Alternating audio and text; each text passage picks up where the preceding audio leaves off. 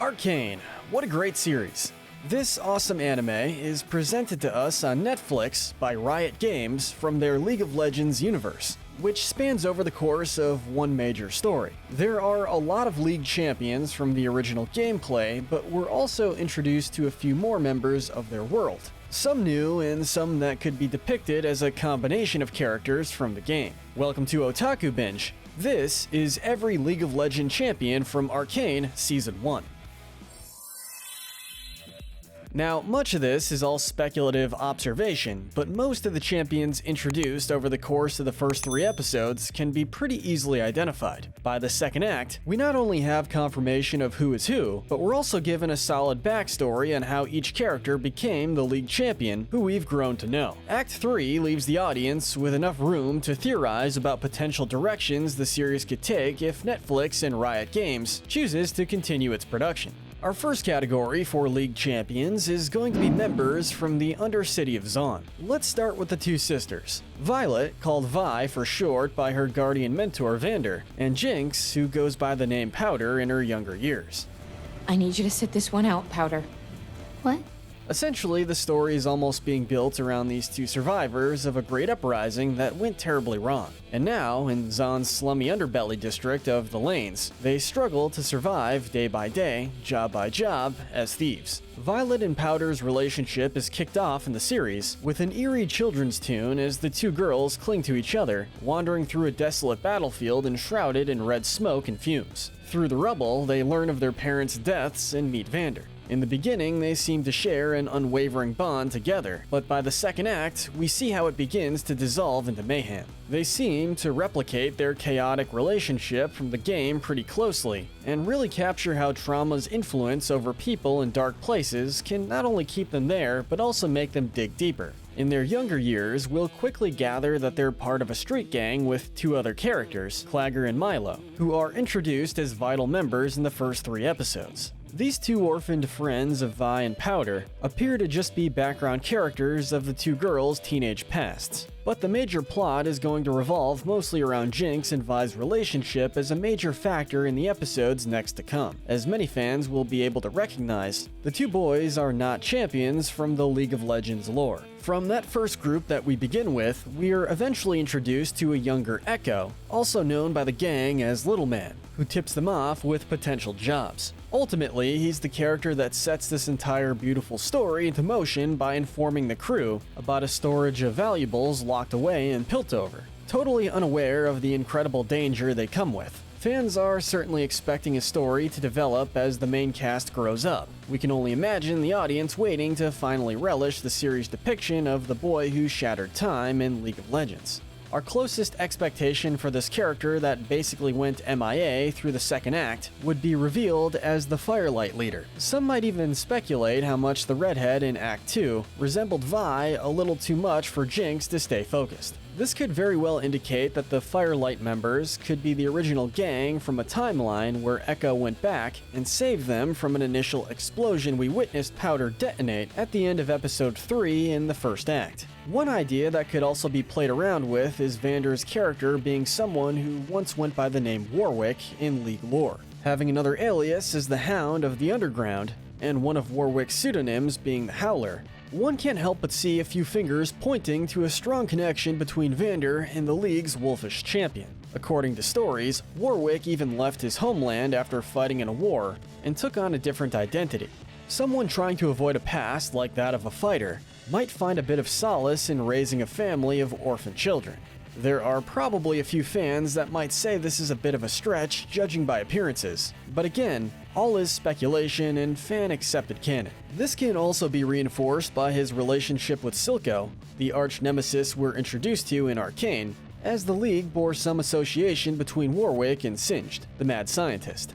We're kind of left to wonder who is really who from the game, if they were even trying to accomplish that at all with so many characters. Although he has the freakishly cool eye to match his backstory, and hatred for Vander. His scientist bears a striking resemblance to Singed facial features. That theory gets a little more confirmation when the mad scientist is given another glimpse of screen time in the later acts. We can only sit back and wait to see how much deeper the character's story goes as the series continues. Let's take our next categories to the top side with Piltover members and their stories. Let's talk about the other side of what's going on in the story. As chaos casually ensues in the undercities of Zaun, the top side of Piltover and its finest minds are on the verge of Hextech, a breakthrough study of science, technology, and magic that could essentially change their entire world and beyond. But its immense power falling into the wrong hands has long been feared, and thus their council decided it was safer to be kept from public knowledge and locked away indefinitely. But what sacred knowledge is ever kept hidden from the nosiness of an ambitious scientist? Here's a whole other world happening in the same story with many recognizable characters such as Jace and Caitlyn, two other famous champions from the League of Legends game. Jace, as we can gather so far, is a very talented student of Piltover's academy who falls on the verge of discovering world-changing things, appearing to be someone of interest, and the daughter of his own patrons. As Jace's patron of many years, I can speak for his character. Caitlyn has yet to fill her role in the Enforcer's line of duty. She seems to be someone still trying to judge what would be best for her path to follow, while Jace, by the end of Act 1, is banished from his patrons and expelled from school for his outrageous discovery. By Act 2, Jace is made a council member, and with unanimous help of the council, quickly replaces an outdated Heimerdinger. Meanwhile, in Piltover's garrison of enforcers, Caitlyn quickly rises through the ranks as one of the finest sharpshooters. But a tremendous blast on Progress Day that claims the 6 lives of her fellow officers plunges her into investigating the culprits. Well, that place does look like it has bodies buried in the basement.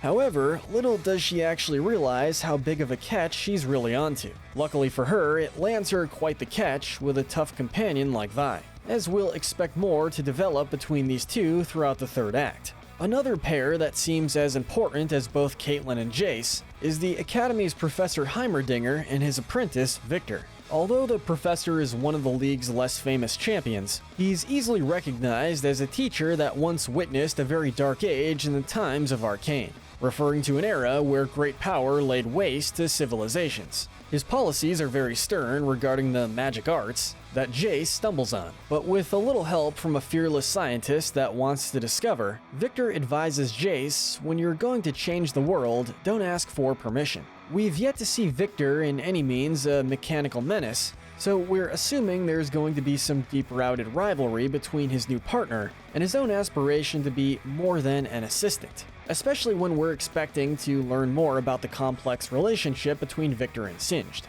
At the end of Act 2, in the 6th episode, we physically see the transformation Victor begins to undertake as his sickness grows and his body deteriorates. Ironically, it symbolizes the rebuilding of who he shall become over the third act, thanks to Singed's pursuit of immortality. There are still many open-ended questions and theories that fans will make as we wait and see if we'll be given a second season, so our speculation category is what's going to cover that. Now, with all these well-defined characters and recognizable champions, we have a pretty clear view of who is who in the series. However, Jace also comes from a past where he witnesses a powerful mage perform a spell that warps him and his freezing mother into another realm, saving them from certain death.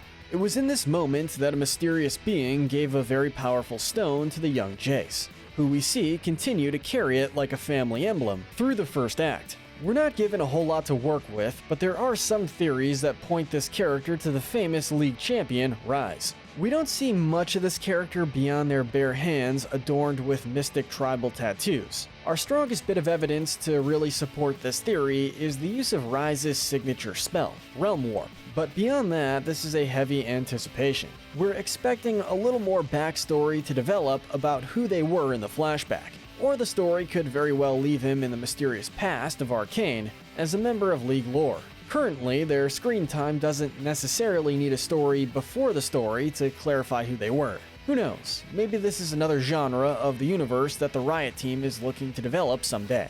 Furthermore, we also see many of the counselors that seem to play more and more important roles as the show develops. But no one seems to be standing out as familiar champions from League of Legends. That said, we do learn some interesting facts about the backgrounds of these characters, like the powerful and influential Counselor Mel Medarda, who turns out to be an exiled member of her family from Noxus. The history between both Piltover and Noxus is a competitive one, which can usually result in conflict. However, anyone who knows the people of Noxus can also attest to the idea that Piltover might be part of a confrontation they are not even aware of. After all, Noxus and its agents consist of ruthlessly cunning spies. Act 3 presents a few ideas to us when her mother arrives in Piltover, with news of war facing her nation of Noxus. There are a lot of theories and assumptions we have to work with given the cliffhangers Arcane leaves us with from all of the acts, which is all the more reason to tune in and check out the whole series. We don't think that the Arcane hype is going anywhere, even after this season is wrapped up. We tip our hat to Riot Games for their great work and dedication to holding so many characters to such great standards from the League of Legends game. And that wraps up all the League champions and some extra cameos that were introduced to us in the first season of Arcane. Remember to hit that notification bell and let us know in the comments section what anime we should cover next. Thanks for watching.